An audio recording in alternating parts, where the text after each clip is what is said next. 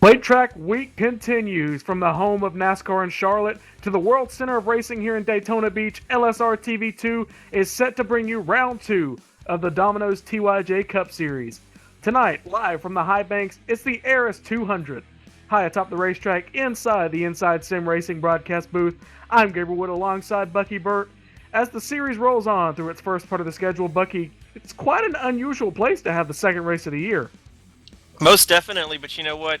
The guys here at Domino's TYJ Racing League, they want to be different. They want to separate themselves from everyone else in sim racing here on iRacing. And I applaud them for changing it up a little bit, giving the season a little bit of diversity.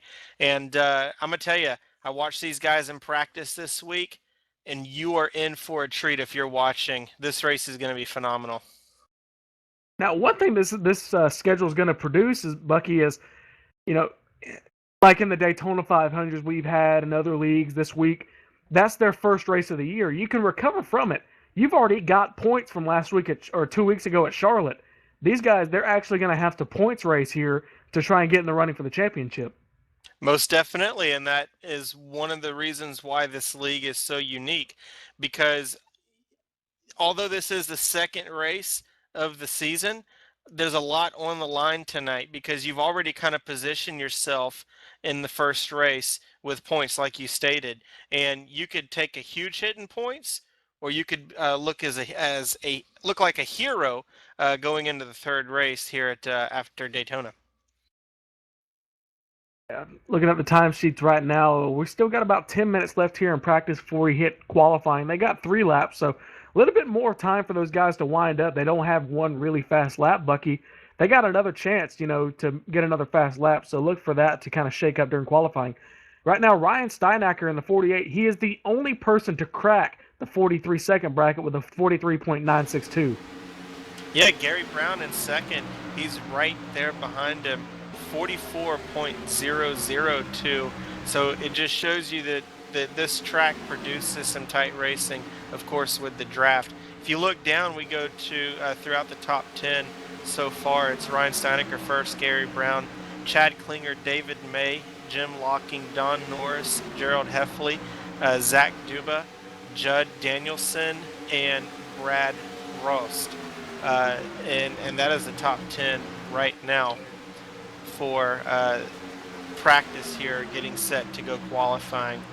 Uh, it'll be interesting to see, Gabe, how teams are going to play a role in the outcome of this race tonight.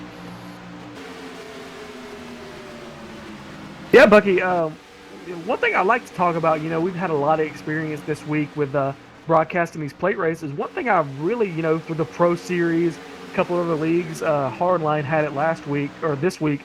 Uh, the outside lanes, you can kind of make it work by yourself if you got enough of a run. We've seen these guys, be running too wide like they are doing practice right now, just kind of getting ready for the race. But you can make that outside lane work by yourself, and if you just have the right enough run. You definitely can, and I made a point of to use the top lane in the hardline race last week. I was one of the strongest trucks in the outside lane, but I was also tight later in the run once the tires wore. But I think tonight's winner may come from the outside groove. It'll be interesting to see which lane these guys decide to run in, and who could run the bottom and who can run the top, or even go 3 wide here. Now, you said how the winner's going to make his move. Where is he going to start? Is he going to start from the pole and kind of stay up there? Say like a Ryan Steinacker, he's got the fastest time right now. But, if he stays up front the entire race, will he be your winner? Or are we going to see somebody come from the back like we This saw in is the iRacing Pro Series? Yeah, this is one of the races on iRacing or in just racing in general in real life where the winner can come from any position, first or 43rd. And I think that's what's so beautiful about this race, because there could be one guy that needs this. There could be one guy that needs this to rejuvenate their racing career, and I, it'll be interesting to see where the winner comes from. For instance, in my race last week, I started at the back. I like to start at the back and just ride and take care of my stuff, and hope and try and miss the big one. And I held on for a decent finish. So, like I said, you can come from anywhere in the pack here at Daytona. Yeah, and Daytona is really the great equalizer because we've seen, this is a fixed series, but the iRacing Pro Series, they ran a race. That was their final race this week, and those final 21 positions got locked into the championship. The final driver, name it's escaping my name. I called the race from pit road, but it's escaping me. I have to find that out later. But he was on the outside looking in, going into the race, and ended up winning the race. I'm ashamed of myself for not remembering it, but I'm going to remember it before tonight's over. But he made his opportunity, and he was able to race his way into the PK Antifreeze Series by just coming from the back and winning at Daytona. Like I said, he started in the 32nd position. Yeah, just made the right moves when it counted. And this race is all about strategy, like any other race. But you've got to find out where your car can run. You've got to find what line is going to work with you, what cars can you work with, because you can get stuck behind a damaged race car and you're not going anywhere once you're boxed in. Oh yeah, we've seen that a couple times this week, guys. They get damaged, and once they go a lap down, they stay to the inside and they get caught up in the middle of the pack. They just kind of ride there, and it creates problems for the guys racing for position because, like you said, it's basically a roadblock. Most definitely, and it would, with being stuck behind a driver that's slower, and you got cars passing you and keeping you pinned in, it can be aggravating for a driver. And you have to be careful how you handle that situation, because sometimes it can get out of hand and you can ruin your race and others, or you can just be patient, ride it out, and try to get to put yourself into position to get out of that situation.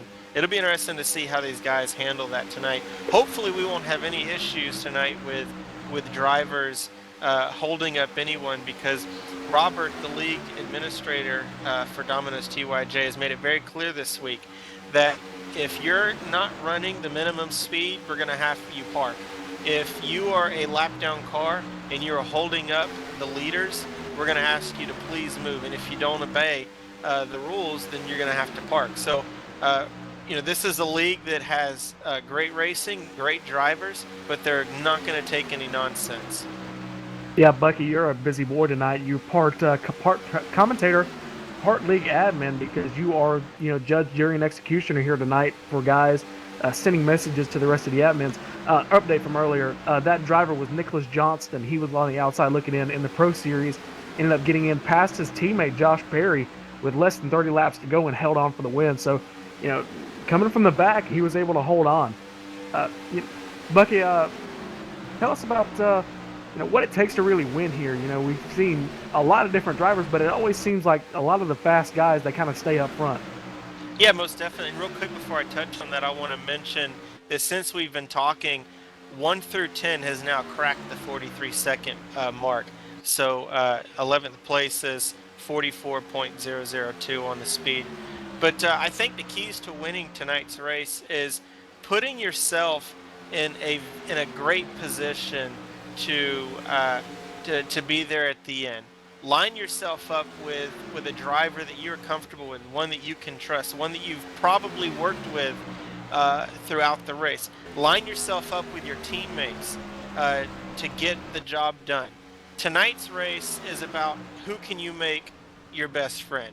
You don't want to have any enemies. As we've talked before in previous races, because LSRTV has had a lot of races that they've covered at Daytona and Talladega over the course of the last month, you definitely want to make friends in races like this. That way you're not put in a situation that's going to hurt you come towards the end of the race whenever you have to team up with someone to get to the end. So I think the key for me to win the race tonight, if I were racing, would be align yourself with drivers that you can trust, most preferably your teammates, and avoid the big ones. That's a huge key tonight. Avoid the big ones. Try to be there at the end to make a run for the win. All right, we've got about 5 or 4 minutes before qualifying. I've got a special guest here up in the broadcast booth before he climbs down to the pit road and gets in his car, gets ready to qualify. League owner Robert McFarland. Robert, you've got a little special announcement. Yes, I sure do. Appreciate you having me on. You can hear me okay? Oh yeah, that's fine. Excellent. I just want to make a quick announcement. This is a big announcement. It's been on my heart for 2 or 3 days. I'm announcing the Laura Lawson Domino's TYJ Racing Daytona Speed Weeks, which start a week from tomorrow night. They run through Saturday, February 20th, which will culminate in the Daytona 300. There's over $1,000 purse to be had. It is at stake. This is a for-fun charity event for Laura Lawson, who is fighting a serious disease, as we all know. Each tryout race, which there will be 6 of, will require a $5 minimum contribution to her GoFundMe charity. There's 3 easy steps to get signed up for this. The registration starts now, and I'm going to give you 3 quick, easy steps how to sign up and get your part of the over $1,000 purse. This is going to be a history-making charity event. We're real excited about it. Step 1, real quick. Starting now, go to the Domino's TYJ Racing.com website. Click on the Laura Lawson GoFundMe link.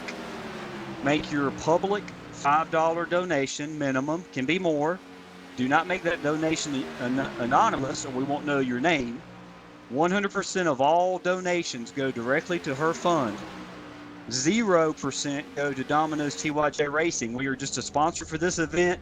We're putting this on to raise money for her and her medical needs and her medical bills going forward. That is step 1. Step 2 is to click on apply now, or not apply now, excuse me. There should be a sign up page on our homepage for you to sign up. All we need is your full name as it appears in iRacing and your phone number. And this is just for registration purposes only, so that we can confirm your donation and contact you to give you the password for the qualifying races. You are not applying to Domino's TYJ Racing League. Both of our leagues are already full. We don't need any drivers at this time. Step 3 and the final step is wait for me to call you. My name is Robert McFarland. You do the first 2 steps, you get registered, you make your $5 donation. Once I have verified your donation, starting tonight through the next 2 or 3 weeks, you will get the password to the first qualifying race. The first 43 qualified donors get in the first qualifying race. It'll be 8:30 p.m. Friday, January 29th, 2016. Excuse me. Finishing position for the qualifying races: first place makes $10, second place $7, third place $5, $2 lucky dog bonus, $2 hard charger bonus. These are 50-lap shootout style races, Hall of Fame setup, 75% fuel capacity. The top 6 drivers in each of the 6 qualifying races transfer to the Daytona 300 that will be held later. If you do not transfer, you can make another donation, minimum $5, and be part of the second 43 donors for the second qualifying race, etc., for the third, the fourth, the fifth, and the sixth.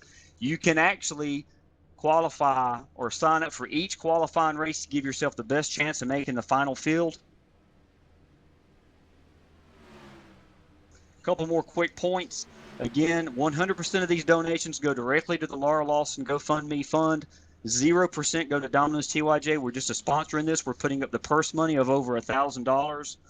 The last 7 spots in the field for the Daytona 300 will go to the highest cumulative donors up until 6 p.m. Friday night before the race. We will have a pole qualifying day for the front row. If you've got any questions, I will be hosting sessions Monday, Tuesday, Wednesday, and Thursday of next week at 8:30 p.m. You'll see it under Domino's Laura Lawson TYJ charity race. It'll have all the details there. If you got any questions, I'm giving you my personal cell phone number, 919-883-7497. You can contact me directly, 8 a.m. to 8 p.m. any day of the week, Eastern time, and I'll be more than happy to answer your questions. We're looking forward to this. We're going to make history, and we're going to help Laura Lawson in a big way. Thank you guys for giving me the time to go over this. All right, Robert, you gave us the full spill on it. Shoot on, get in the car, get qualified. We're ready to see you out there on the track. 10-4. Thanks again. I was Robert McFarland, league owner, special event. Don't really have a event or a time nailed down just yet, but we will keep you updated on that when we get our schedule finalized. Should be right around the Daytona 500, so keep a lookout for that, especially if you sign up. All right, Bucky, as we get underway during qualifying, first car on track is Kevin Fetty I'm looking at. So Kevin Fetty, he's second in practice. He's doing very well so far, and I hope he's able to continue that during qualifying. Most definitely, yeah. And we talked throughout the preseason Thunder about Kevin Fetty. He was a driver that just kept coming up in conversation. Kevin Fetty was one of the guys that helped with the early stages of this league, and is a great iRacer. And I said, at the very beginning, before the season started, that he's a driver to watch this year to go after the championship. I'm not surprised that he's competitive, but you have to keep in mind this is Daytona. So, guys that are typical mid-pack racers could surprise you and be very competitive at Daytona and Talladega. So, but regardless, Kevin Fetty, not surprising that he was second in practice. We'll see how his times stack up in qualifying with everyone else. With with it being single car qualifying. That 94 Ford Fusion clocks in with a 47.569. That, of course, his warm-up lap, running around the outside of the racetrack. He's moving down the field, but a lot of these guys electing just to go around the bottom of the racetrack for their first lap. So look for Kevin to improve on that when we come back around. Most definitely, and I know for me, when I go out to qualify for restrictor plates here, if I decide, do I want to start at the back, then I just go out there and just run a lap that I know is not going to be competitive. Obviously, we don't see a lot of these guys doing that tonight. But if you want to get a good starting position, what I would suggest is to run your first lap up top so you can try and get as much speed and momentum going for you and to run the best lap. And look, we've got Kevin Fetty now up to P1 with a 46.860. Oh, the 112 of Ray Schmidt. You remember him from the first race. He was logged in as the user number 9. He knocks off Kevin Fetty 3/1000ths faster with a 46.857. It's a great lap for him. That's, less than a half a mile an hour difference at some point around this racetrack. That's a great lap from Ray. Yeah, it could be be as much as how they entered a corner. What line they took. Yeah, the amount of pitch you put in the steering wheel, that can determine. As we got a new pole sitter, Chad Klinger. He's in with a 46.748. Kevin Fetty jumped up to second, but then got displaced as Paul Fugit in the 45 Lions Club International. He goes to the pole with a 46.745. I think it's just going to keep changing, Gabe, and Sean Muir comes in third as of right now with a 46.750 in his pit stops for Hope Chevrolet. Like we're seeing basically everybody. We have 37 cars take time right now. Like you said earlier, we had a couple of guys running around 49s, 51s, 52s just to make sure they start near the back. One car hasn't taken time so far is that 51 Justin Faulkner. He was your inaugural winner. He was the first person to ever take a checkered flag under the Domino's TYJ banner. So, he's already a history maker here in this series. Yeah, you have to wonder what his intentions are. I think he actually just came into the room, actually. But it'll be interesting to see. He's already got that win, pretty much a secured lock to compete for the championship. So, so it'll be interesting to see what his plan is, if he wants to hang back and just try to just get a decent finish or go out for the win.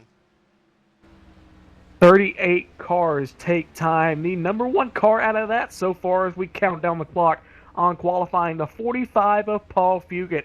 Like I said, with a 46.748, he was 20th in practice with a pretty decent time.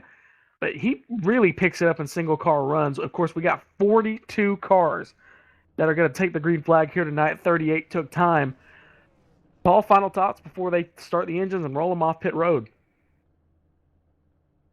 Yeah, I think that my final thought for this before we go green is I'm going to be paying attention to team strategy to see if you can hook up with your teammates and try and be there towards the end of the race. Missing the big one's key if they have one. All right, going to try and get through as much of the field as we can before they take the green flag.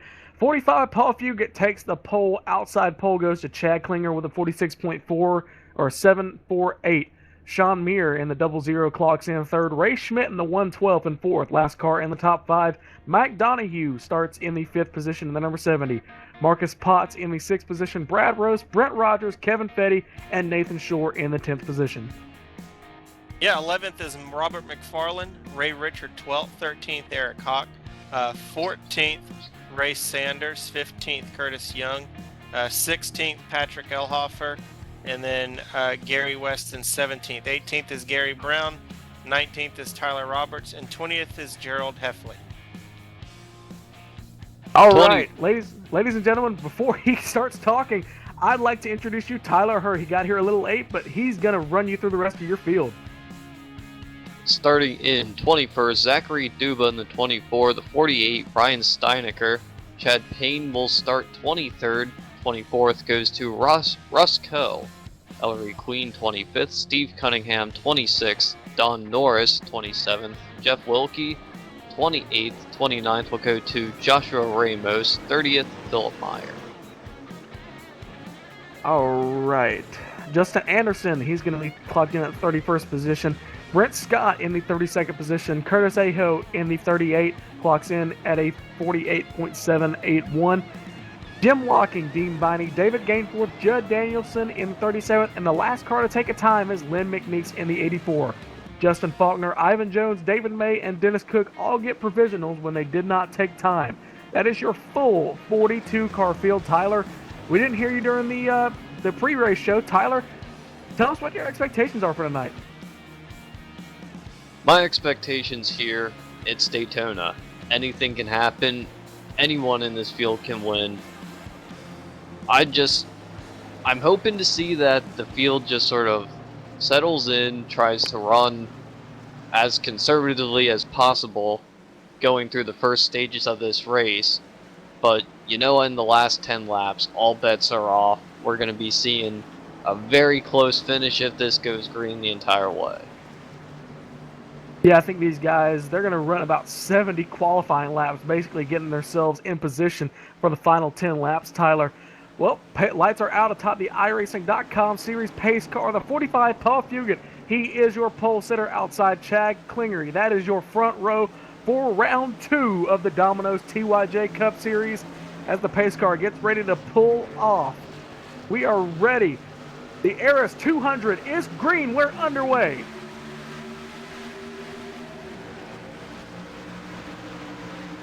Looks like the first 3 are going to kind of break away from the rest of the pack as the 112 of Ray Schmidt did not get a good start. So we're going to go top 5, look to be single file here with Sean Muir moving into second place, Paul Fugit leading, going now to the back straightaway.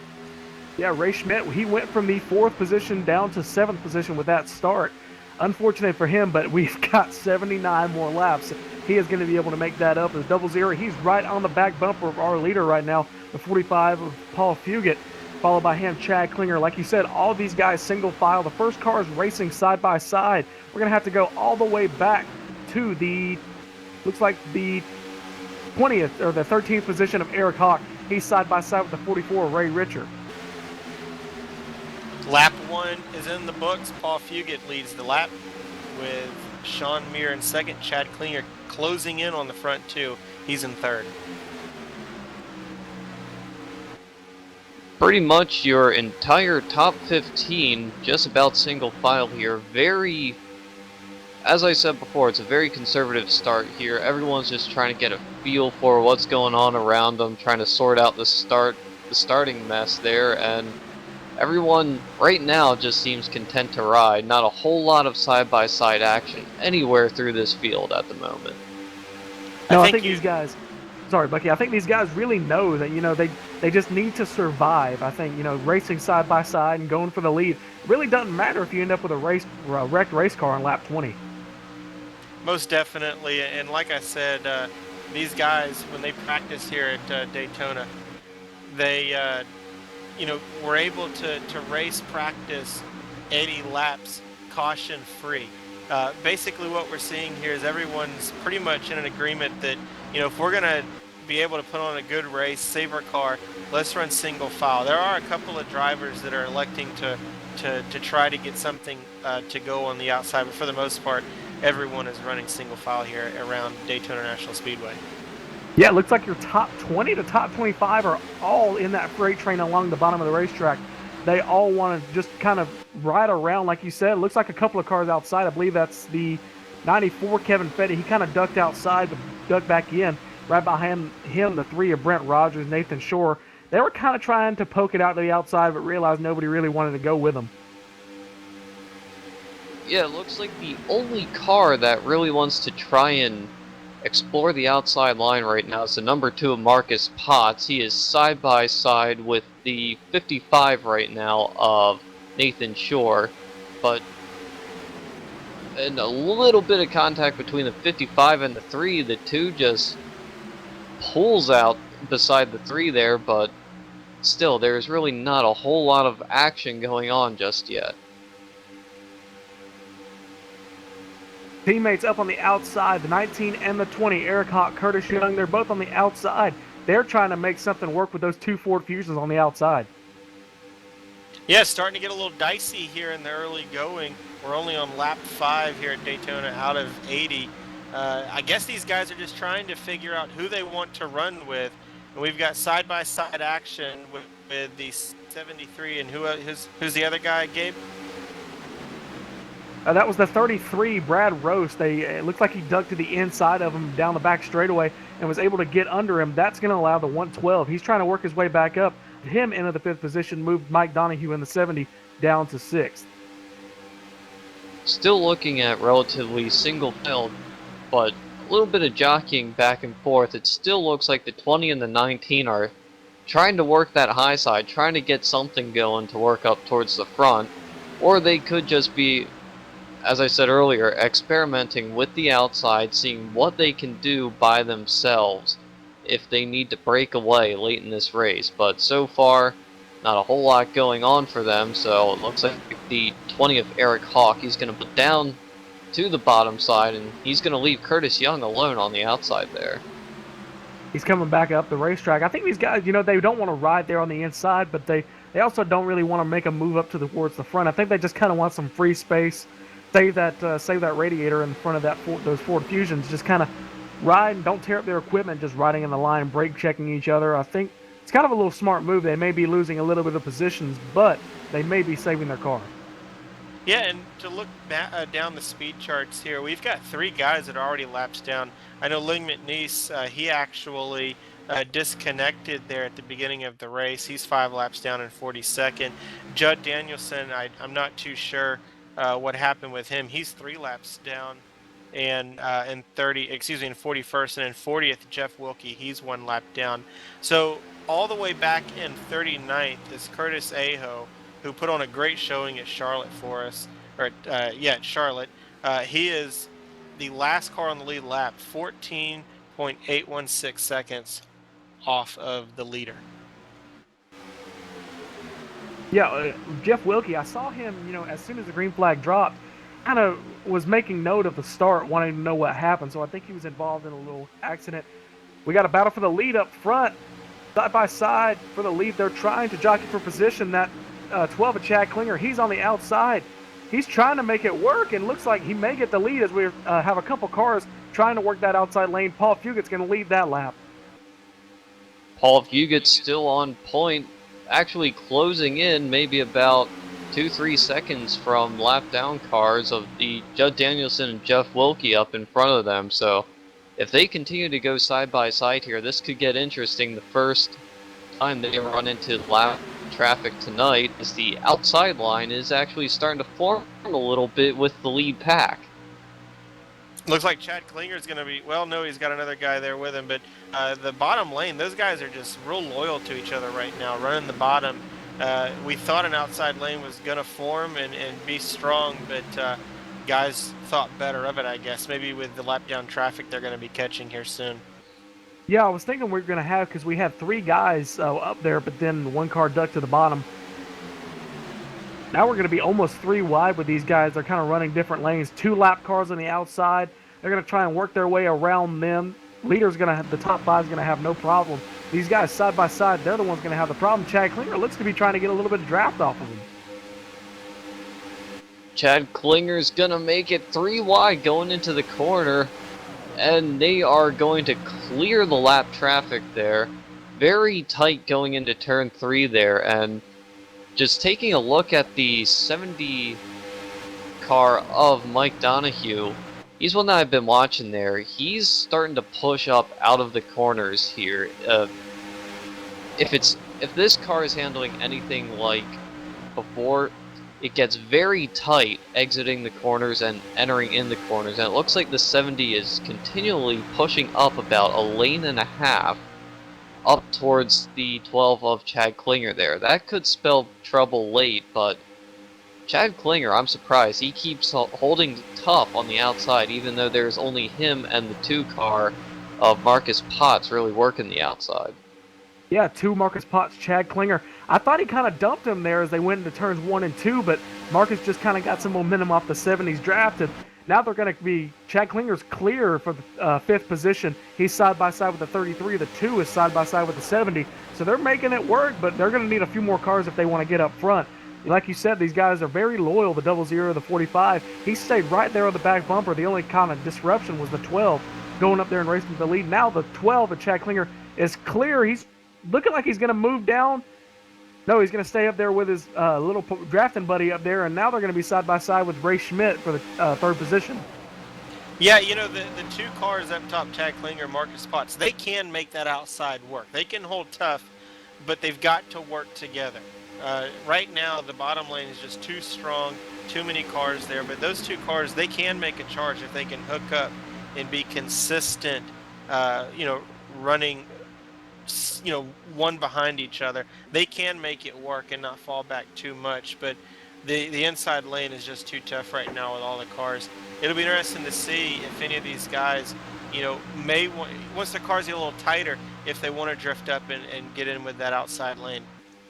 Yeah, eventually, once we get some tire wear, that bottom lane will become basically useless because these guys, like you said, they'll move up to the top, and then they will not be able to defend unless they have basically the entire field there running the bottom. The 70 almost looks like he wants to jump up to the outside with those 2, but he thinks better of it, ducks back in. Still side by side, and they're almost 2-car tandeming up there, the 12 and the 2. I'm surprised nobody else has really kind of seen where they're going. Those are 2 very strong cars up there on the outside lane. I wanted to interject here real quick that, you mentioned that to try and save your tires, you want to get up top.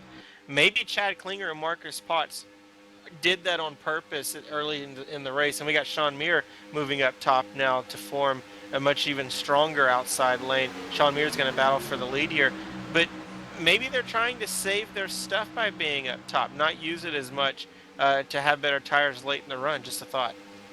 Now we've got that outside lane working. Sean Muir, as you said, jumps up to the outside lane.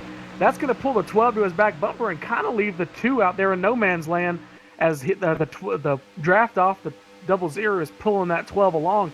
Marcus Potts jumps down to the inside lane. That's going to leave a lane open for the 00 to jump in, and there goes the 12. Looks like he's going to be put in the sucker hole. Yeah, just watching that battle develop there, you were saying that Bucky was saying that they are trying to save their stuff, but watching Sean Muir try and race for the lead, it didn't look like he was really trying to conserve anything. He was really trying to get the side draft off Paul Fugit in the middle of the corner, which the side draft works, but only if you're really on a straightaway. In the center of the corner, that's almost asking for trouble. Chad Klinger, though, he's the one that's in trouble, just dropping like a rock with no help on the outside. Yeah, poor Chad Klinger. He finally gets in line right in front of the 41 of Robert McFarland. He was about maybe 50 or 100 feet away from the lead, and now he's back here battling for the back half of the top 10. Just how quickly things can happen. We got, but Marcus Potts did take advantage of that 12, and he's been able to cling on to that top 5 draft. They're seeming to pull away just a little bit, and then we got the last 4 cars there from 6th to 9th position. They're kind of pulling away from the rest of the pack. So we're kind of seeing these guys kind of just, just riding their lanes, and eventually the faster cars get hooked up together. You have to wonder if Marcus Potts' intention was to get up front and be there with his teammate Sean Muir. Right now, only a car or 2 separates the 2. It'll be interesting to see if they try to form something together to go after Paul Fugit and Ray Schmidt. Looks like that bottom lane, the other 4 cars are kind of catching. They've got the whiff of that 2 cars rear bumper. They're catching them, led by that number 70 of Mike Donahue, followed by the 94 and Brent Rogers in the 3. Nathan Shore also kind of hanging on there. Then there's Chad Klinger, the poor guy that got dumped at the dance. He's kind of sitting there in no man's land between him and Robert McFarland. That's your top 10. Not what you really expect here from Daytona as we're approaching lap 20. Good, clean racing, and we should expect it to kind of pick up towards the end of the race. Yeah, going through the field here, it looks like 25 cars are part of this lead pack, with Ray Sanders being the last one in that pack. You also have Jeff Wilkie 2 laps down. He's in the center of this as well, but 25 cars in this lead pack, all single file. You have to go all the way to 25th position, 12.5 seconds off the lead to David May, leading the charge of this second pack. Guys, we got a battle for the second position. John Muir kind of muzzled his way down on the bottom beside the 112, and the 112's picking up the 2 of Marcus Potts. Marcus took advantage of that little situation. He's going to push the 12. Looks like he's going to push him to the lead. Yeah, the top 4 are battling nose to nose, tail to tail, if you will, as we have just the most exciting battle for the lead that we've had all race long. Sean Muir is back up to second, pushing Paul Fugit, with Sean's teammate Marcus Potts alongside him, pushing Ray Schmidt, but it looks like the top lane will not prevail as the bottom is just too strong. If they're going to make this work, they're going to have to get hooked up there. Looks like Brent Rogers is kind of flirting there with the outside lane. He's kind of catching the draft off these guys. 33 gets into the side of the 2. Don't think they made contact, but if they didn't, it was close. Yeah, I saw Sean. He kind of the 112 of Ray Schmidt. He kind of brake checked him just a little bit, and Sean got into the back of him. Well, the 112 pushed up the racetrack, and that was just enough room for the double zero to get by.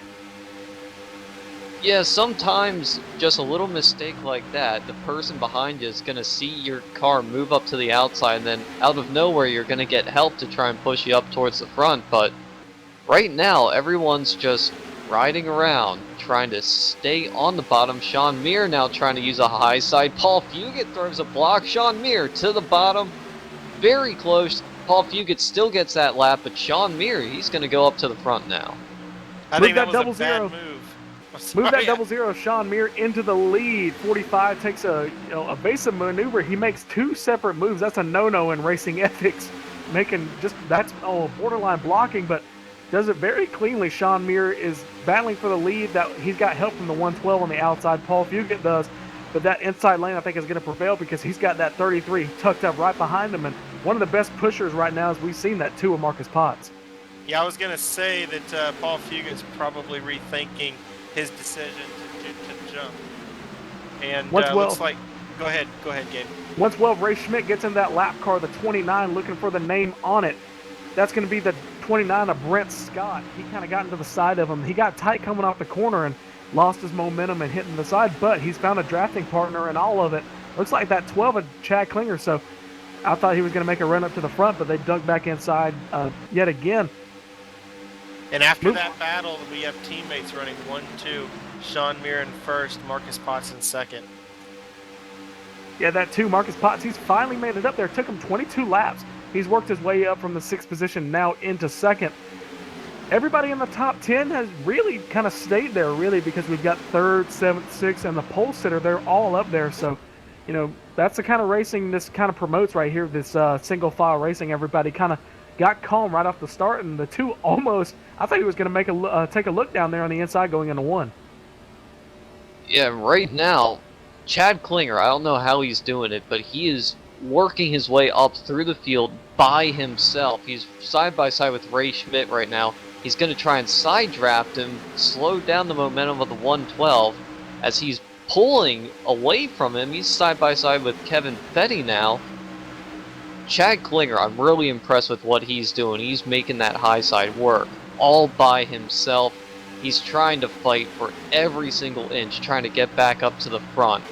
He's going to be one to watch by the end of this one. Oh yeah, expect that 12 of Chad Klinger. Expect him to complete that pass. You know, I really wouldn't say it on the outside of Daytona, but he's been able to make that side draft really work for him, as he's going to lose a little bit of momentum, and the 112 is going to be side by side with him. Yeah, we've seen that all week here at Daytona with the different leagues we've had. There's been one guy, you know, we've been 3 wide instead of this 2 wide single file stuff, but, you know, just one car ducks it out to the outside and he's been able to make positions. Now, that kind of gets complicated after lap cars get in there, and we've seen a lot of big wrecks because of it, but it can work. It looks like the top 3 are kind of separating themselves from 4th place driver Paul Fugit, who basically led the first part of this race. But we're starting to actually now see Paul catch back up with that group, and starting to see a little bit more jockeying for position at the back of this lead pack here, where they're kind of running around the track in a snake form, I guess, trying to find any draft that you can. And speaking of Chad Klinger making the side draft work, he has now moved back in line, running in the 10th position. Now, Bucky, you were witness to the practice race, as you said. It went caution-free. When should we expect our first pit stops? You know, it went caution-free, so there was green flag pit stops. When should we expect them? You know, I honestly could not tell you what strategy they're going to run as far as pitting. I don't know. I honestly did not check to see how many laps they can run on a full tank here at Daytona on iRacing. But the strategy I would see would be, you have to wonder who's in the same room on TeamSpeak. Are they discussing this right now in league chatter about when they're going to pit? I was actually going to ask you guys when you'd expect them to come down pit road. But I would definitely say that this front pack here, the top, 10, 15 cars, I would say that they would probably hit pit road together to try to maintain that position and hopefully pick up some spots on pit road. As you know, at Daytona under green, and even at Talladega, pitting under green could be a blessing, and it could also be a disaster. So which one will it be for these guys? Yeah, I was going to bring up, right before we saw the 00 Sean Mir make the move on the 112 of Ray Schmidt for the second position, the 00 and the 33 that was behind him, they are not in the same radio channel. So, I saw the 00 kind of poke his nose out to the outside. Hey, I want to go. I want to go. Big group coming into the pits right now, Tyler.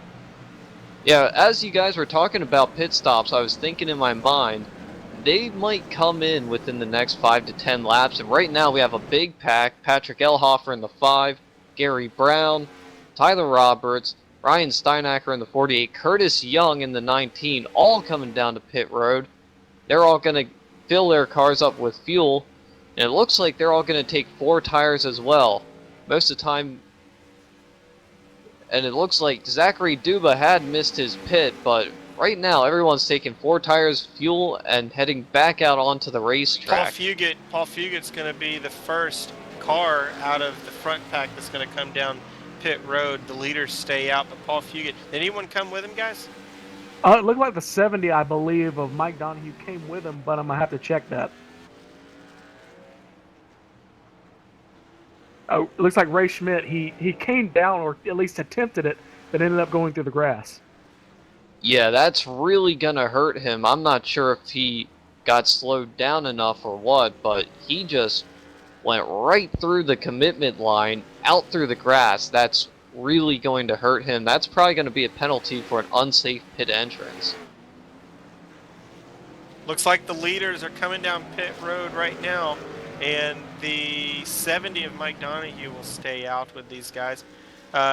Sean Mir, Marcus Potts, and the 33 of Brad Roast.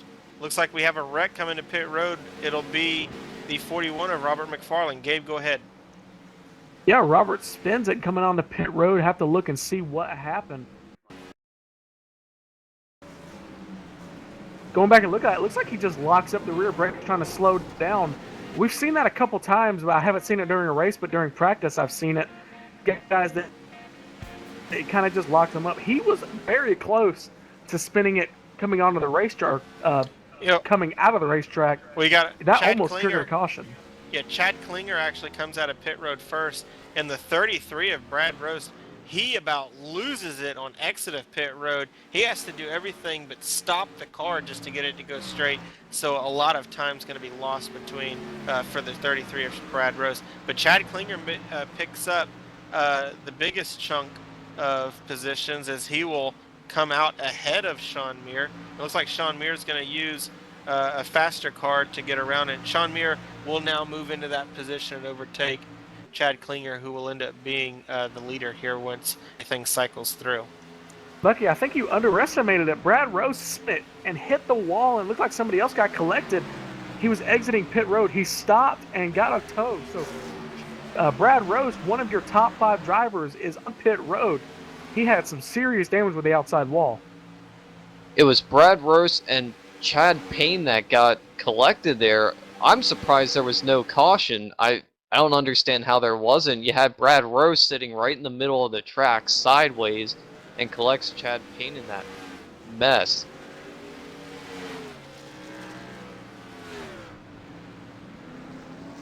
Looking at the replay, yeah, I don't really understand what happened. Maybe he just got to the gas too early and it just spun him right around. But usually when you see wrecks on pit road, you expect to see it in the corners with the banking's kind of offset with the camber, but he was just going straight.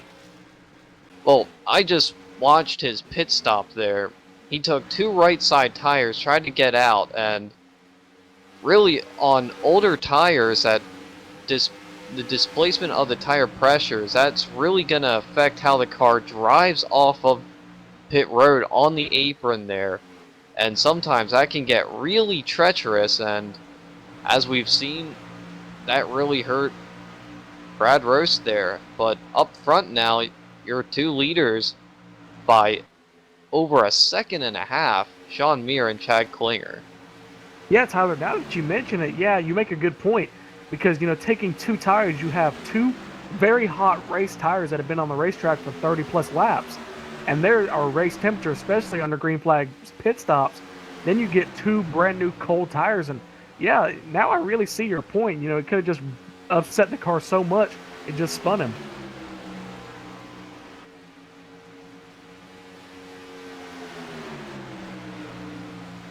Yeah, right now, up front, though, you have Chad Klinger and Sean Muir leading the pack.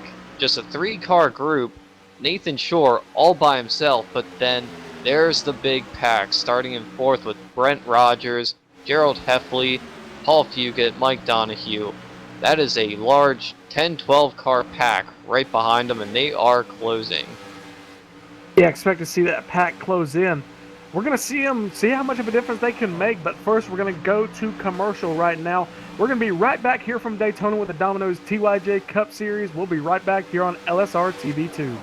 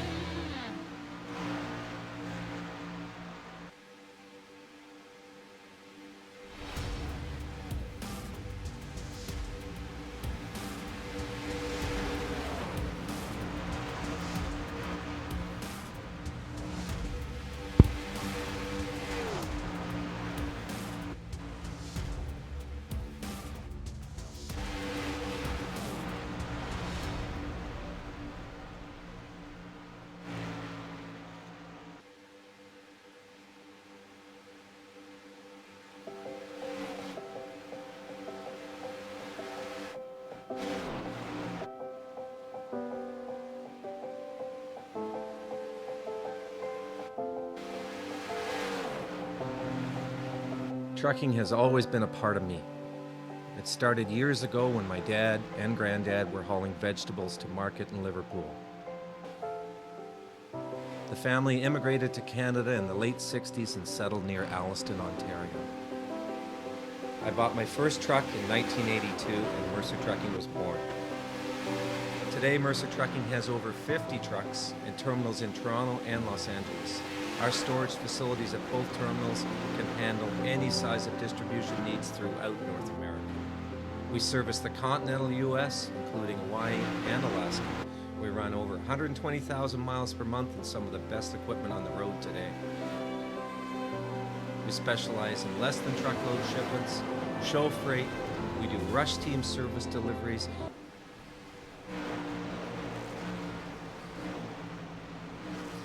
Big wreck in turns 3 and 4. Lap car does not get out of the way and was very confused on which way the leaders were going. Ends up getting into a couple more lap cars behind, taking out, I believe, the 12 of Chad Klinger, your second place driver. No caution.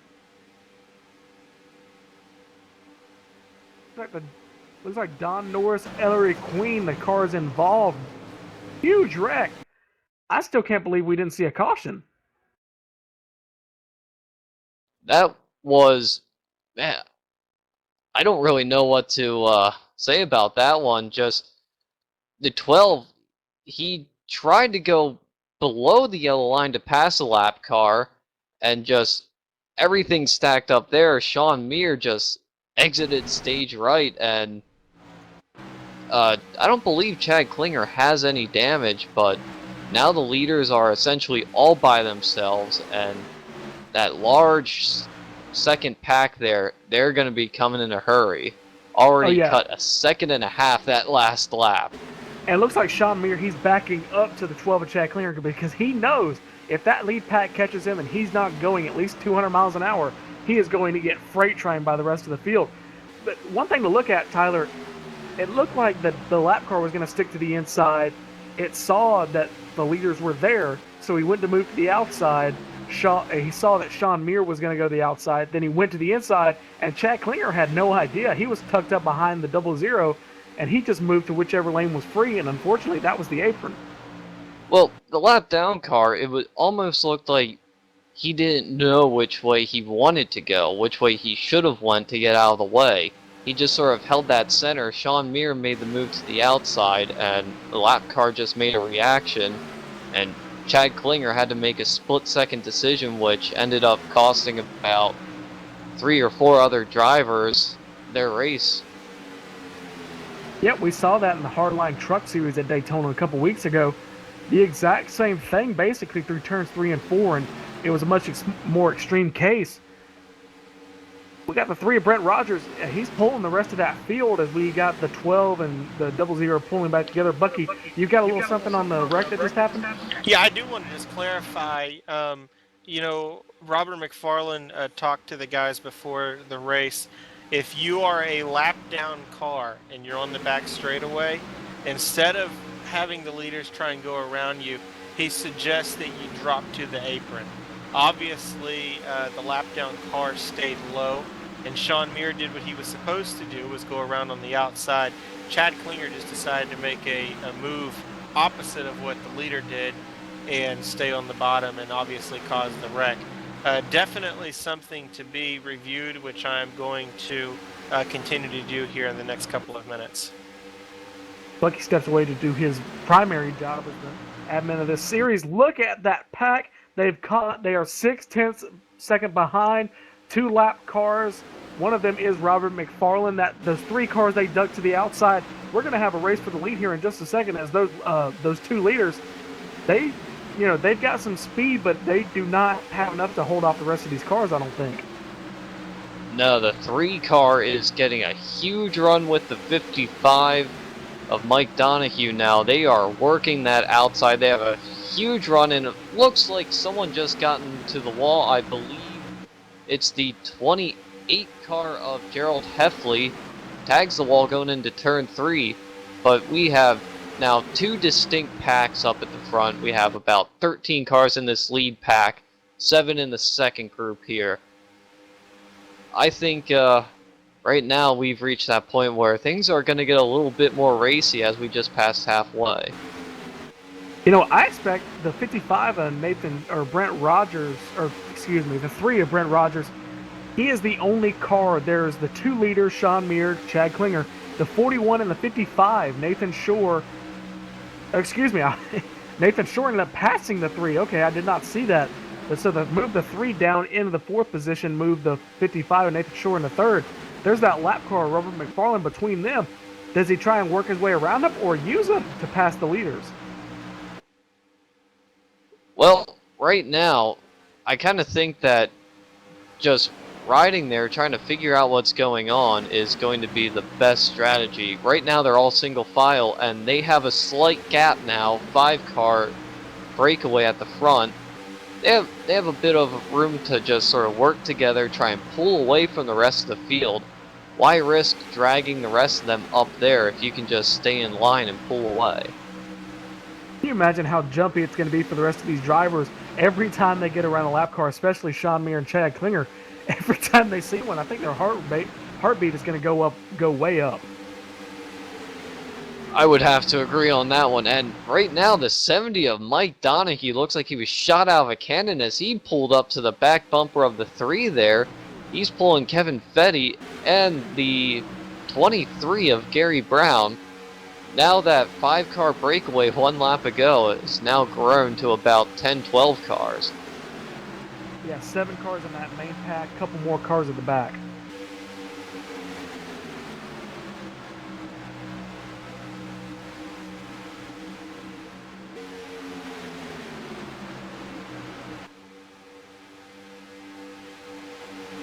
Right now, looking back at the second pack is extremely racy.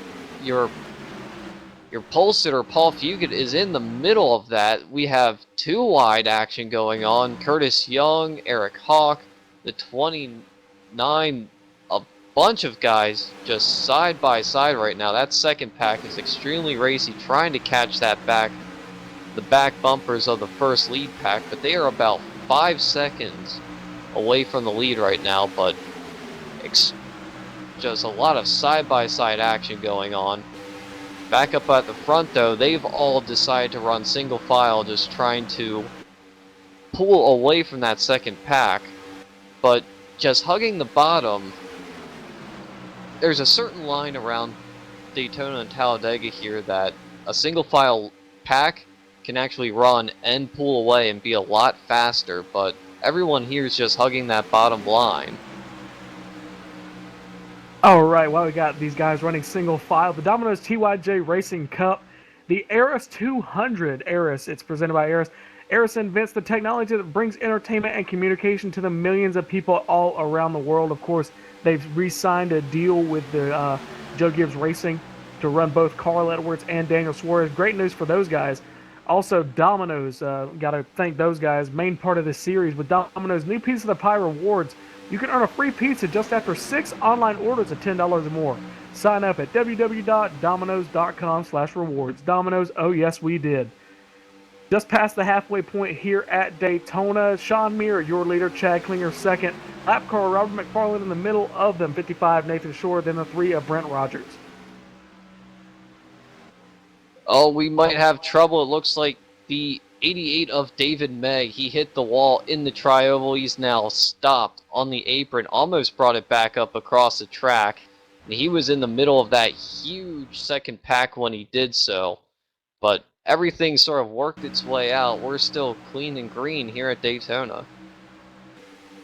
Looks like tonight's going to be the night of close calls with the cautions. We may get caution free here, but, you know, it's not for lack of incidents. These guys just gotten lucky with where they've ended up wrecking. Of course, the 33 getting into the wall, but coming back across the track and hitting on the apron, of course, and David May in the 88 on the apron. At what point, you know, would you throw a manual caution just because of a serious incident? And we don't even have to wait for it. Caution out on the speedway.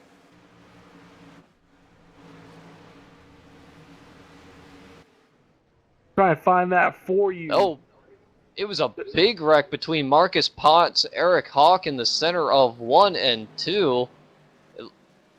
Steinecker involved, the 29 involved, 44 involved with it as well.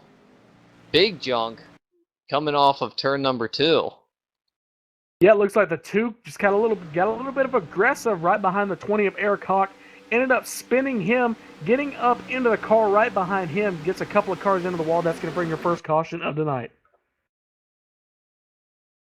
Tough break for a lot of these drivers, especially the 48 of Ryan Steinecker. He was just hugging the bottom there, trying to get around the entire wreck, and just got run over by the 86 there. Shouldn't be too much damage, but the back end of his car is certainly going to be a little bit.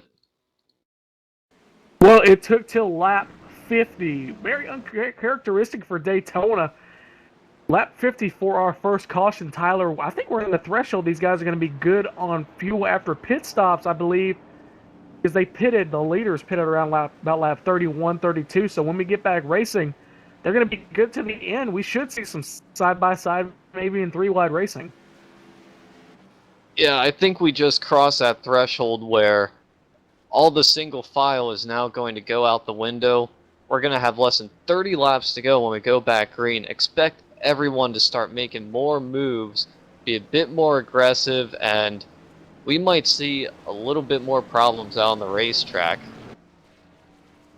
Everybody coming to pit road taking advantage. I don't think anybody's going to stay out at this point, Tyler.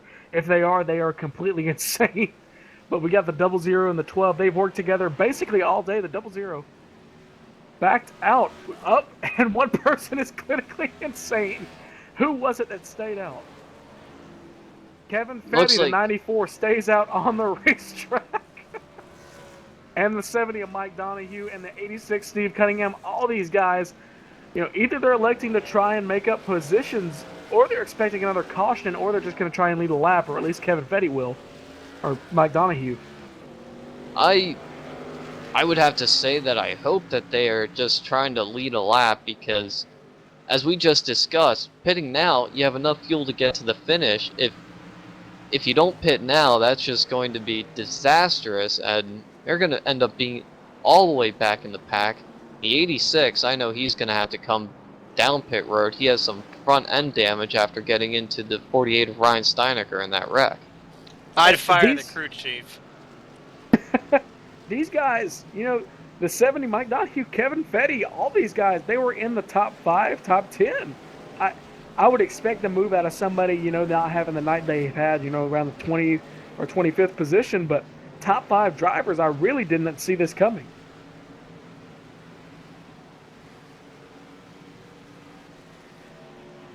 We're going to try and see if the 70 makes his way down pit road. I'd be very surprised if he didn't take the opportunity right now, as it looks like your lap down drivers are now going to start pulling down, trying to get onto pit road. Survey says they are staying out. I don't believe this call.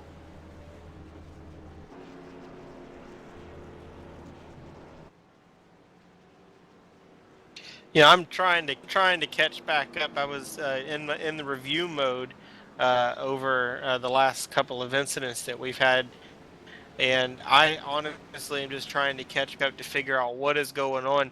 I'm really surprised that some of these guys stayed out. We've been 20 plus, almost 30 laps, on this run without a pit stop. I'm a bit surprised with their strategy. But after watching this race, you'd have to say that Sean Mir is in perfect position. One of the strongest cars, leading the most of the race here tonight. Chad Klinger right there with him. Even with a little bit of damage, he's still strong. So I think this is a bad decision by those guys that decided to stay out. It'll be interesting to see what happens, unless they're banking on a quick caution, because now we have more cars that are damaged here in this race from other incidents or getting caught up in accidents, so they're expecting a caution in hopes that they'll pick up some track position with everyone pitting again. It'll be interesting to see what happens when we go back green. You know what, Bucky? I just thought of something. What if these guys, they work their pit strategy backwards, and they can go 60 laps on a tank of gas, they pitted around lap 30 or 50 laps on a tank of gas, and they pitted around lap 30, they can make it. That's the only way I could see these guys staying out. You make a good point, and look at the two guys or three guys that did stay out, the ones that you would expect to pull that type of strategy. Now that you bring up that point, I'm honestly not surprised now. I have to disagree with you guys because the cars here, they're running three-quarters of a full tank of fuel. Most of the time here at Daytona, a full tank of fuel can only get you around 42 to 45 laps. And that's nowhere near enough. If they pitted on lap 30, the most that they're going to be able to run is between 32 and 35. Well, maybe they're banking on a caution in hopes that the fuel to come back down pit road. Well, you know what? Maybe they're pulling a Smoky Unit. They've got fuel packed in the roll bars, fuel packed everywhere. And you know what? If you take the gas tank off, they could probably crank it up and drive it to the finish. I don't think that's possible here in iRacing, but it makes you... Somebody can dream. It gives you some... Yeah, exactly. No matter what the circumstance and the pit strategy for these guys, we're going to be lined up 2 by 2 by 2 for the restart. 70, Mike Donahue. Outside of him, the 94 of Kevin Fetty.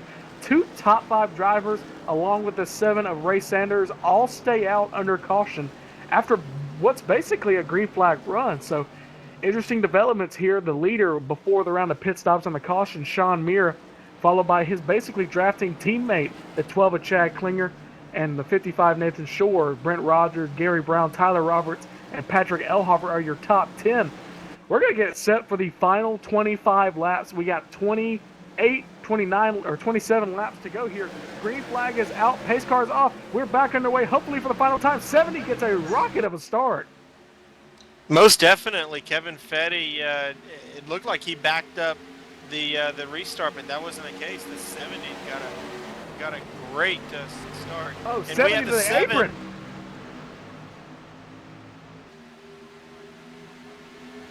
Wow, Hey, big 7 went for the developments move. there.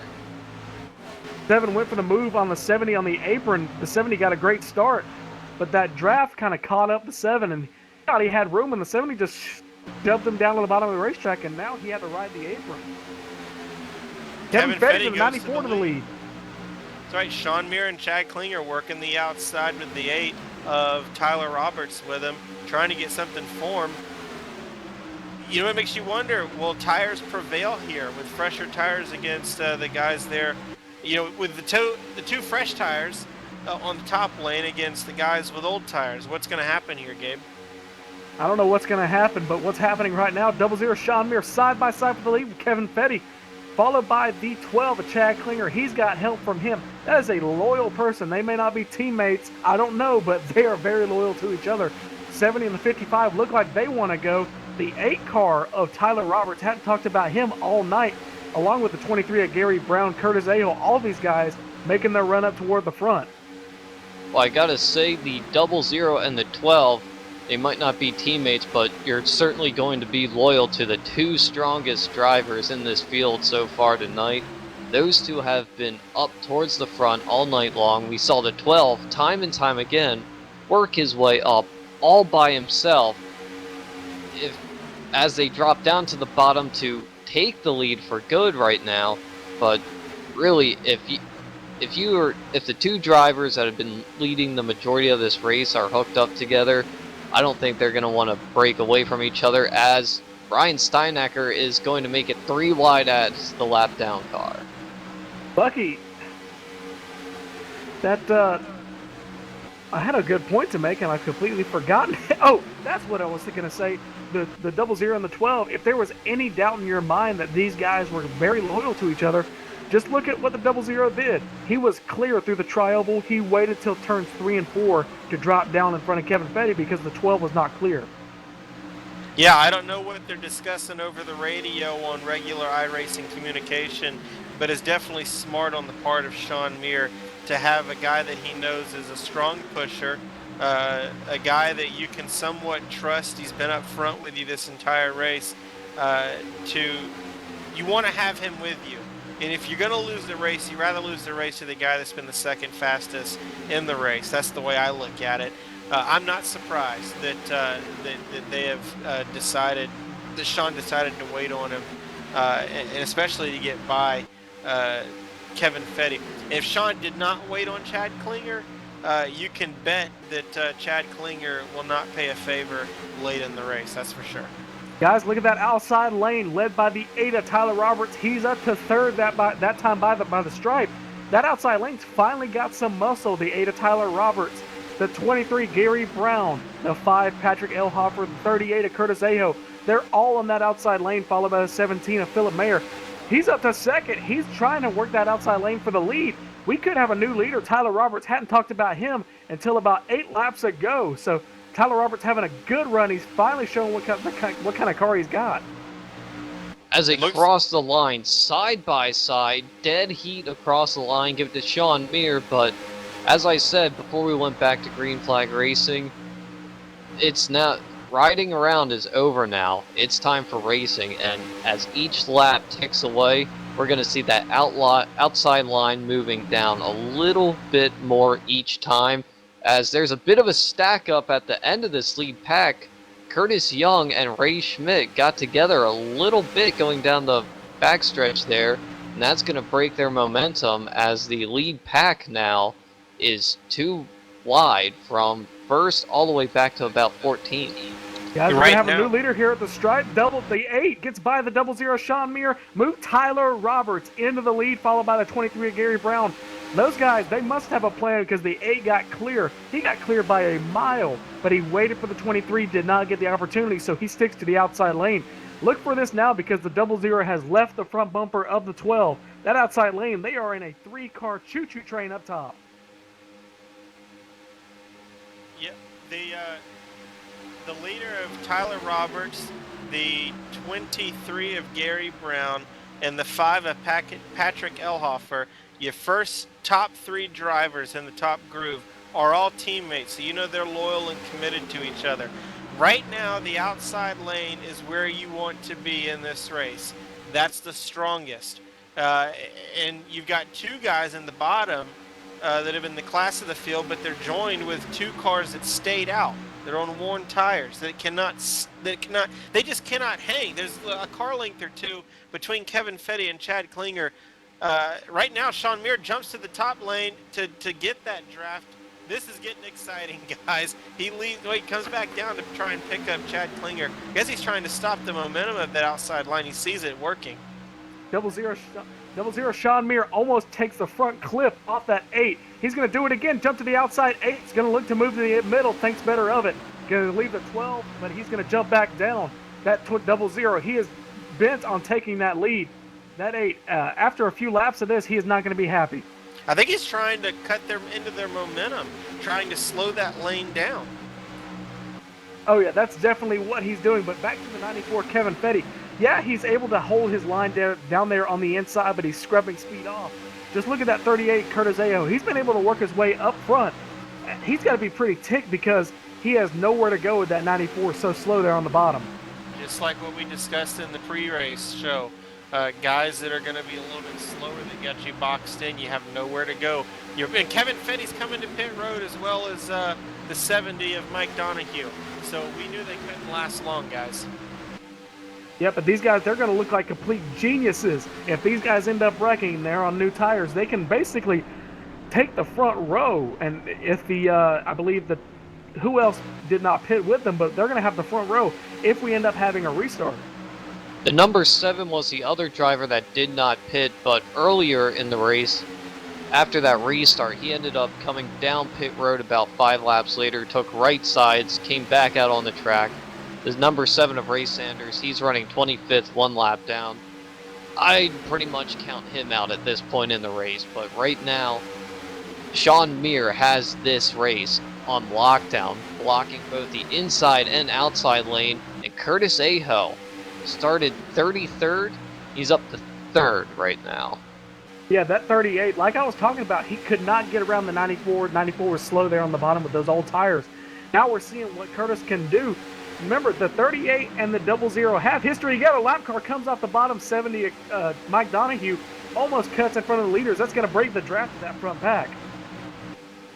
And again, you see the loyalty of Chad Klinger to Sean Muir. He could have made a move to put Sean Muir behind these guys, and it's going to definitely wipe out that top lane. And those guys have now moved down to the bottom. So just when you think it was heating up, well, we're going to have 2 lanes battling it out, a lap car changes everything, and now we're back to single file. And the leaders are coming back up on some more lap down cars. Oh, just wait. That 38, he's going to get tired of seeing that 12's rear bumper. He's going to get on the horn of that 55 and Nathan Shore and say, hey, let's move to the top. Let's get by these guys. Let's show what we can do. Let's get on LSRTV for sure. End up winning this race. 17, Philip Meyer. Hadn't talked about him all night either. Followed by him, Tyler Roberts, of course. But 17, he's come up from the 30th position, just like the 38 of Curtis Ayo. They've had a good night, just kind of keeping their nose clean, methodically working their way up. Huge pack of lap cars, and we've even got a little 2-car tandem of lap cars there on the inside of the racetrack. There was almost big junk a lap and a half ago as the field tried to get around Kevin Fetty as he was coming off of pit road in turn 3. The 5 and the 54 almost made contact, and the 54 almost touched the wall in turn 3. That could have been big for these guys and threw in a huge wrench into the works of the leaders, but the leaders right now, everything's starting to spread out a bit more as it looks like the top 5 have their own little breakaway. This is exactly what I saw in the practice race here Sunday at Daytona, where they went caution free. This is shaping up to a T exactly what happened in that race, where the first 8 or so cars in a pack, then you've got 9th on to 14th in a pack, 15th in a pack, and then there's another pack, and it's just trying to get yourself into position. But I think your winner, unless we, if we, if you, sorry, I was listening to what was playing in my ear. The top 5 is where I think your winner's going to come from, and right now they're running single file. Try to separate yourself from those of lapped cars in between the second pack of leaders. To elaborate on what Bucky was laughing at, Cisco, he put up a great point. The 12, Chad Klinger, ducked to the outside. Well, I think we're going to get ready to see this romance in. He's going to dump him and maybe go with that 38 of Curtis Ayo. You know, what have you done for me lately? That 38's got a very fast car, so if they get a big enough run, look for that 12 to pull to the outside or inside with that 38 following him. Is it too early to make your move, though? Right now, the 12 car is the control car of this race. You might think Sean Muir, he's the leader. He pretty much controls what's going on. The 12, he's the one that's actually the control car. At any point here in the next 12 laps, he can pull to the outside at any point, and if somebody goes with him, the 00 only has time to react. The 00 isn't going to be able to tell everyone where he wants to go. Chad Klinger, he's the one that controls this race at the moment. Yeah, that 00 Sean Muir, you know, you'd think he'd have all the power, Tyler, but, you know, wherever he goes, basically everybody's going to go with him. But, you know, the 12 Chad Klinger, if he pulls to the outside, guys are saying, all right, you know, we're finally getting a race side by side. That 38 pulls to the outside. You know, we got a whole new race going on, but and just to add to that, if they start racing side by side, that second pack, it's already catching them, led by that 8 of Tyler Roberts. Wait for him to get up there as that 17 Philip Myers closing in on these top 4 drivers. But that Tyler Roberts, he's bringing that second pack with about 5 more cars coming. Yeah, it won't be but a couple more laps in that second pack. They'll get there to them. The 55 is of Nathan Shore, who's running 4th. Cannot stay with the top 3 of Sean Muir, Chad Klinger, and Curtis Ayo. And then behind him is Philip Meyer. With those 2 guys with those 2 guys not being able to stay with the top 3 cars, it'll definitely help that second pack of 4 cars, which is pretty solid, to catch those. Maybe that's what they're trying to do, to get a bigger pack and maybe make it an easier shot for you to make a move to win this race. One thing, Bucky, I've seen all week, no matter how many cars you have in that second pack catching the leaders, as soon as you get there, you stall out. You have to wait and regroup again and make a move to the outside. It's not like just freight training them by 10 miles an hour going around the outside. As soon as you get that in that little bubble, that being the 17 of Philip Meyer, he's the last spoiler in that train. As soon as he gets there, as soon as the rest of the pack gets there, they're going to basically come to a halt. The only thing that would change that theory is if a lap car comes into play, where we've seen lap cars be able to be a pick for you to make your move, to put yourself into position. That pack is just about there. They've caught, they're about 3 or 4 car lengths off of Philip Meyer. Oh yeah, they are coming. They're coming fast.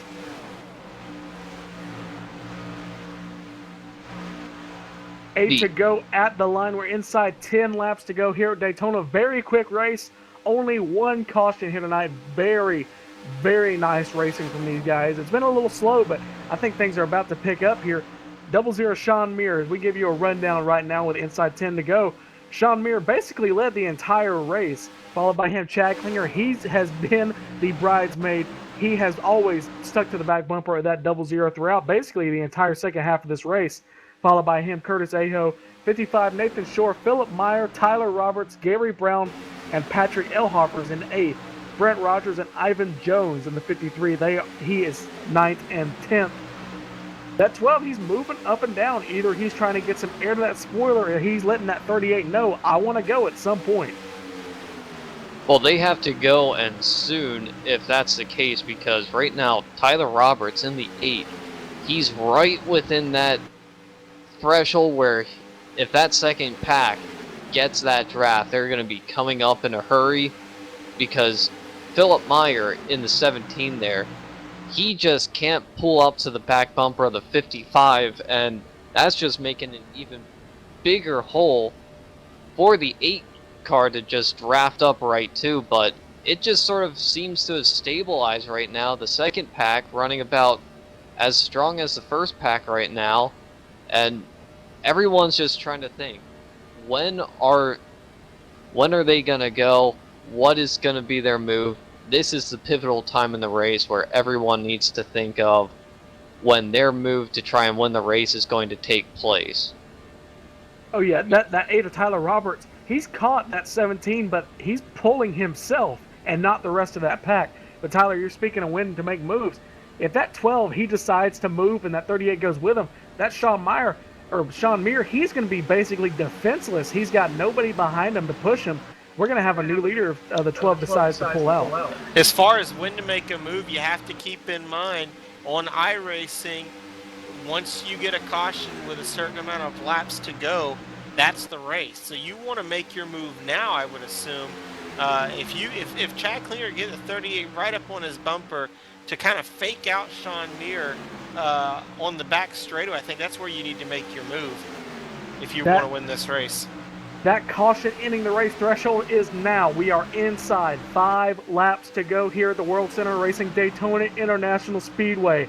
We're here on LSRTV 2, 5 laps to go here in the Domino's TYJ Cup Series Arris 200. Great racing up here from the front. We've only had 1 caution if you've just joined us. Great racing from these guys. We got a 3-car breakaway basically. Lap cars to the outside, 51. Last 2 weeks ago's winner, he won the inaugural Domino's Cup race. But that 55, look back there, he's kind of let off and let the rest of that pack catch him. Look for a run because that 17, the 8, the 23, they are coming. I'm a little bit biased here.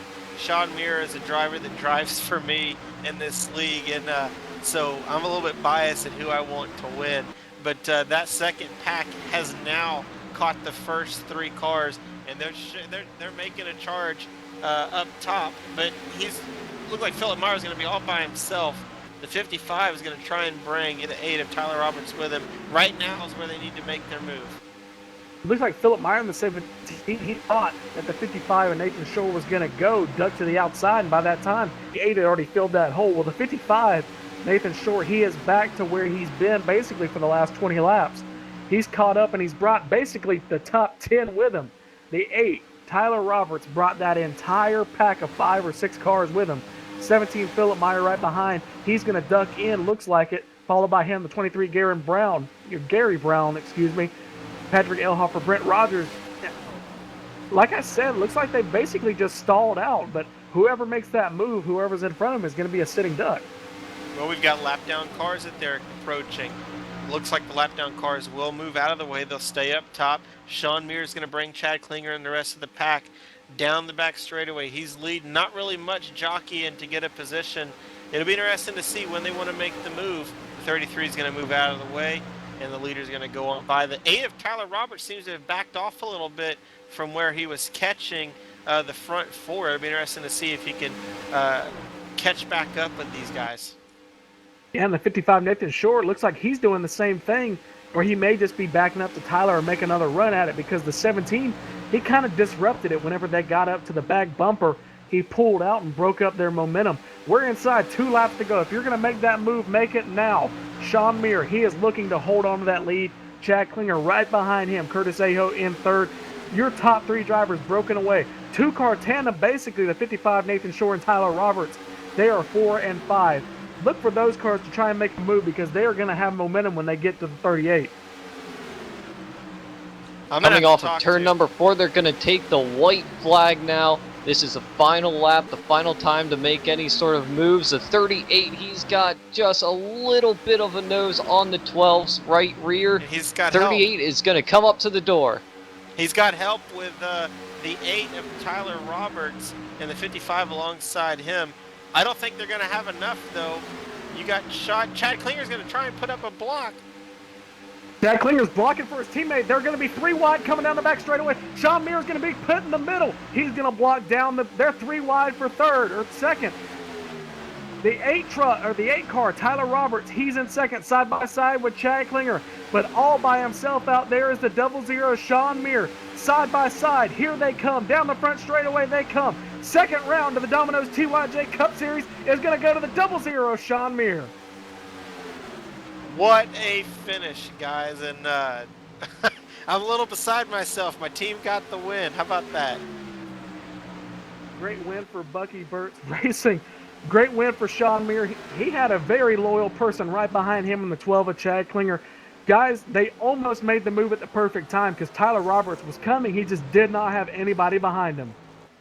Well, Tyler Roberts, I know that at this point in the race you're going for yourself, but Tyler Roberts, he could have continued to push the 38 there going into turn 3, but instead he just shot right through that center. He just shot right through that center hole that was in there, and that pretty much gave the win over to Sean Muir. There was nothing that the 12 could do, because he had the 8 on his outside, couldn't get a run and swing out there. I'm going to have to go write out a big check for Chad Klinger for, even though he's not a teammate, for trying to put a block to keep those guys to finish 1-2. Pretty good race in there in the last couple of laps. That is your winner, 00 Sean Muir. Congratulations, Bucky. I guess you've had basically 3 jobs here tonight. You've had broadcasting, you've had admin, you've had car owner, so congratulations on that part. I take it, I think we're going to let you talk to your own driver when we get back from commercial. We're going to get all your drivers, your top 3, and maybe even a few others. We're going to be right back here from Daytona for post-race interviews here on LSRTV 2.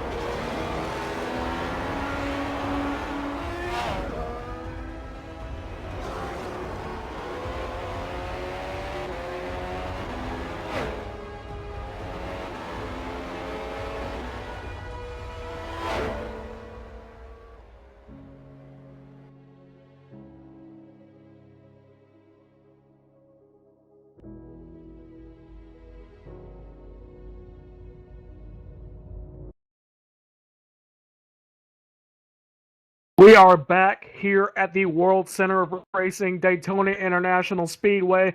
The conclusion of the Arris 200. Sean Meyer, is your winner. Congratulations to all the guys. We've got your top three right now. Tyler, I believe you've caught up with another Tyler, the number 8 of Tyler Roberts. I caught up to the number 8 of Tyler Roberts. Coming to the white flag, you were sitting in 5th place. Coming across the line, you came in 3rd, almost trying to get yourself the win there, all by yourself. Take us through that last lap.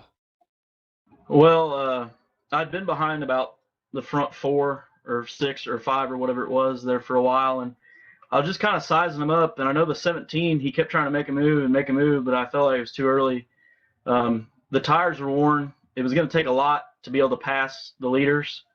And so I just kind of waited, and eventually down the back straightaway, they started making moves and ducking out and everything. And I saw a hole open up, and I was trying to get behind the 38, but then I saw it open up. The 00 came to the middle, and I was going to try to go with him, and I was 3 wide, and then I didn't have any help, so I just tried to side draft and get the best finish I could. But pretty happy, though. It was a pretty clean race all night long. You started in 19th position. Were you surprised with how clean and single file most of this race was? Actually, no. We were in a practice race on Sunday, and the thing went caution free. And so, honestly, I wasn't too surprised. Everyone was pretty careful for the most part. And I mean, once you get in that line and everyone's running single file, everyone kind of relaxes, lets the laps click down, and we get about 5 to go. Everyone starts making moves. So I wasn't really surprised. It was nice though. I don't like all those cautions. Well, congratulations on keeping it clean and getting a strong finish. Is there anyone that you'd like to thank for this run tonight? Well, I'd like to thank my teammates at Elhofer Farms Racing, and they did a good job of helping me out. We all got through there for the most part, and hate for the guys that didn't. But and then I'd like to thank Domino's for putting this thing on, and Robert and everybody. And I'd like to thank Budweiser. They don't really give me any money or anything. I just like the product. So go drink a beer. Go drink a Budweiser. Hey, you guys have a good night. All right, thank you, and enjoy your 3rd place finish. Thanks, guys. And now, Gabriel Wood, he's caught up with your 2nd place finisher, Chad Klinger. I don't know whether to call him Chad Klinger or the most loyal person I've ever seen on iRacing in my entire career. Chad, you stayed behind that 00 for what seemed like an eternity. Did you guys kind of figure out that plan before the green flag started, or did you just, like being behind him and like being pushed or like pushing him? I like pushing him. He was a pretty fast car. I think we decided to do that after the last pit stop. We booked 4 tires, so we were good to go on gas also. So I just gave him a message saying I'll stick with him to the end of the race. Now, before we had that final caution there with about 30 laps to go, Chad, before that, we had a breakup. You guys were in the top 2 and you were surrounded by a bunch of lap cars. And then there was one lap car stuck to the inside of the racetrack. You made a frantic move down to the apron. You ended up saving it, and that has got to be a great recovery. What really happened? What was going through your mind when that happened? Well, we were on the inside. I didn't see him coming off the pit road, so Sean just made a darting move to the right. So I just saw him. I just instinctively moved to the left, and luckily I kept it in line. Yeah, you kept it in line. There was carnage basically behind you, but you did a great job pulling it back off the apron. Chad, would you have liked to pull it out? Of course, we all want to win, but do you think you had the car to kind of pull out in front of cars like Curtis and Tyler? Do you think you could have pulled out and made a run for the win? Oh yeah, I definitely had a card to pull out and maybe challenge for the win. I would have done that if I wasn't so loyal to Sean. I gotta tip my hat to you because you guys had a plan after pit stops and you stuck to it, Chad. Any sponsors you'd like to thank before we let you go? I'd like to thank Sherwin-Williams. They've been with me for about 3 years now. And I also like to thank Domino's TYJ Racing for setting this up. All right, that's your second place finisher, Chad Klinger. One of the best performances I've seen from a pusher in a long time, Chad. Congratulations, and roll on to the next race. All right, thank you. Will do. All right, I'm gonna throw it down to victory lane. Bucky, you caught up with a very special person, your driver. So you're gonna conduct the winners interview with your driver. That's right. Yeah, we're down here in Victory Lane. Pit stops for Hope gets their first victory in the Domino's TYJ Racing Series League here at Daytona. I'm down here with my driver, Sean Muir. Sean, you ran one hell of a race, my friend, and dominated it from the very beginning. Talk to us a little bit first about what does it feel like to get into Victory Lane for our team? Man, it feels great. I'm so enjoying this right now. I just screamed and woke up the whole neighborhood, and it's great, man. I love it. It's just chaos down here. With the team. The rest of our teammates did not get a decent finish and caught up in a wreck, but you're able to pull it out. Talk to us a little bit about the strategy that you were working there with Chad Klinger. He seemed to be pretty loyal to you. He said that he was going to stay with you regardless. Were you guys kind of discussing what the plan was towards the end of the race? You know, it was kind of just a spur of the moment thing. We had a lot of people wreck out. We lost a lot of our teammates, especially for pit stops. It was just kind of us two that made it out of the pits together. We had a couple people not make it into their box correctly. So, you know, it was just us two up in the front, and then we started catching a couple lap cars, and we're just like, you know what? Let's just go for it. You know, we get some help. We got some undamaged lap cars. We're trying to put some space in between us and everyone else. And it was just a spur of the moment thing, man. You know, we really didn't have any effigy to go together, but it seemed to work out. He messaged me. He said he's willing to go, and I messaged him back and said, let's do it. Now that you've picked up the win, the second race of the season, what are your plans at the next couple of races going forward? Oh man, there ain't no backing down. This is a full blood season. You know, I'm out there to put my name out there. Definitely want to go for broke. You know, we've got that win in the basket. We don't need to wait. We don't need to pussyfoot around. Excuse the language. You know, we're going for it. All right, tell everyone that's watching who makes it possible for you and all your sponsors. Yeah, I want to thank Pepsi, Chevrolet, Pit Stops for Hope for making this happen. You know, LSRTV, definitely great crew, great bunch of people. Robert for putting this league together. And, you know, this win goes out to Laura, too. You know, I know she's going through some problems, and this is all for her. That's right. We definitely want to send up our thoughts and prayers to Laura. And, you know, just because Gabe was in my ear, go ahead and tell everyone how great the Bucky Burt Show is. Oh, it's great, man. They have a blast. I love listening to that thing every Monday night. Just the bickering between Bucky and Ray is awesome.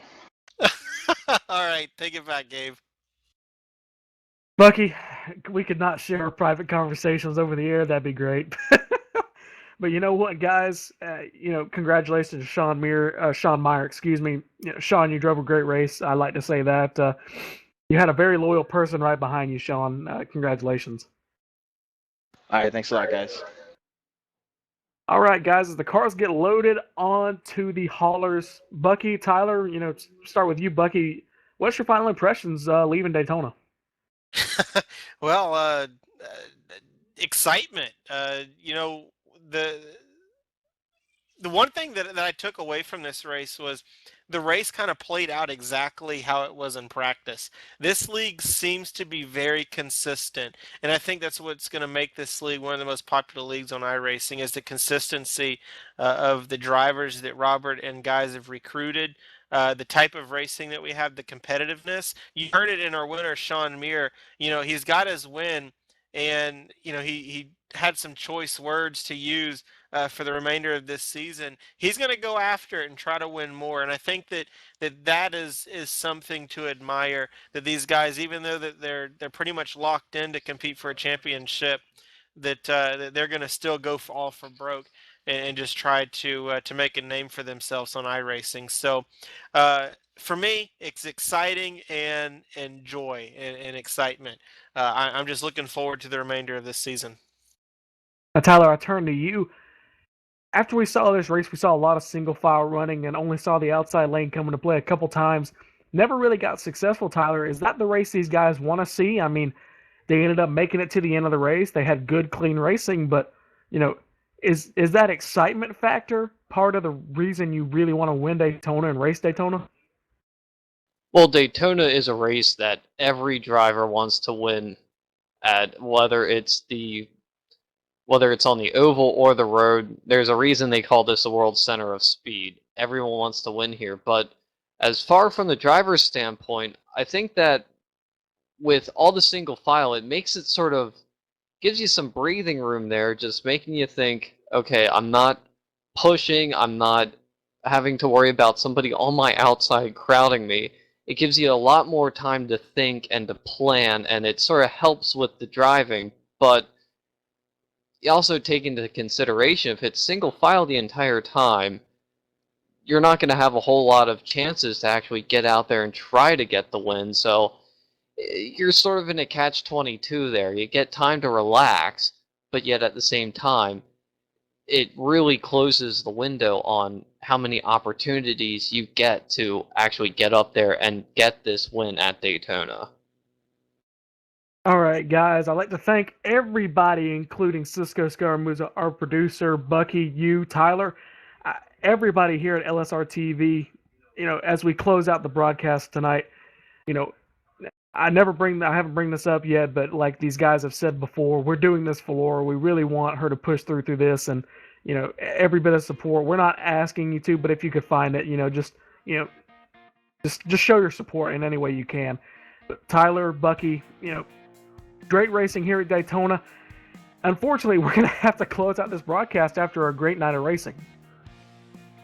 Well, it's just something that you do. You move on to the next race. I enjoyed it, guys. Great race by these Domino's TYJ Racing drivers, and I guess we'll be back with them in 2 weeks. All right, ladies and gentlemen, from like Tyler said, the World Center of Speed or the World Center of Racing, Daytona International Speedway, Daytona Beach, Florida. We'll see you next time here on LSRTV 2 for the final time. This was the Arris 200 presented by the Domino's TYJ Cup Series. Good night from Daytona.